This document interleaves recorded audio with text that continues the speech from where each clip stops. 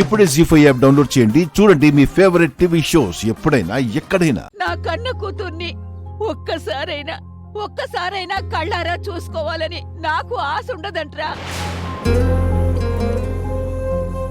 అది లేచిపోయిందని దానికి శిక్ష వేశావు. ఏం తప్పు చేశానని నాకు శిక్ష వేస్తున్నావురా? నిన్ను కన్నట్టే నీ చెల్లెల్ని కూడా కన్నాన్రా. అందులో నేను చేసిన పాపం ఏముంది? ఏడోకు నానమ్మా. అత్తయ్య ఇప్పుడు ఎక్కడుంది? తను ఎలా ఉంది? సుమతి ఎక్కడుందో ఎలా ఉందో ఇప్పటికీ నాకు తెలియదు గాని దాని ఫోటో నీకు చూపిస్తానుండు. ఉండు.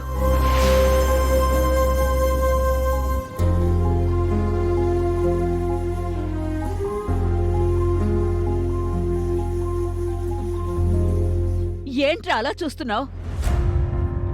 నువ్వు ఈ ఫోటోని దాచేస్తే నేను కనుక్కోలేను అనుకున్నావా?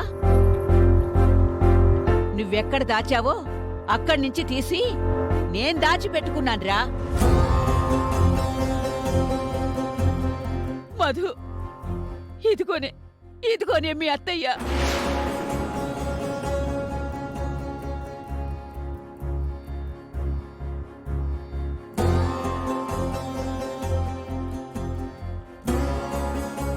నీలాగే ప్రేమ పెళ్లి చేసుకుని వెళ్ళిపోయిందని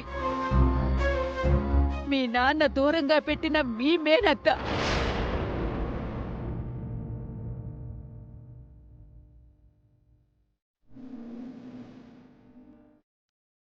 ఈరోజు దీని పుట్టినరోజు. అందరం కలిసుంటే ఈరోజు పండగలా చేసుకునేవాళ్ళం. దీని దురదృష్టం వెళ్ళిపోయింది.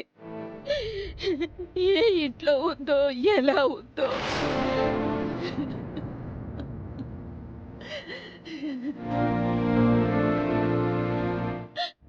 నువ్వంటే మీ నాన్నకి ఎంత ఇష్టమో మీ అత్తయ్య అంటే అంతకు రెట్టింపు ఇష్టం.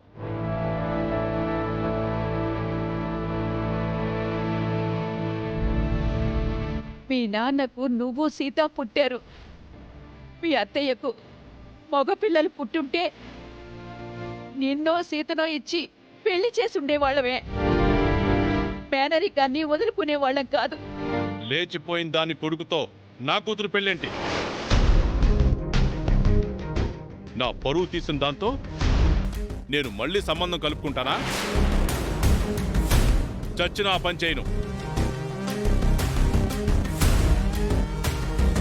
అత్తయ్య ఏదో మాట వరుసకన్నారులేండి. దానికి ఎందుకంత సీరియస్ అవుతారు? దాని పోలికలే దీనికి వచ్చి మానిపోయిందనుకున్న గాయం మళ్ళీ అయింది. నేను దీన్ని క్షమించినా దాన్ని ఎప్పటికీ క్షమించను.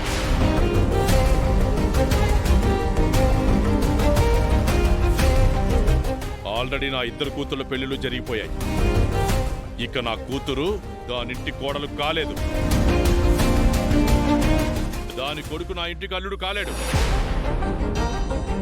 అది అసంభవం.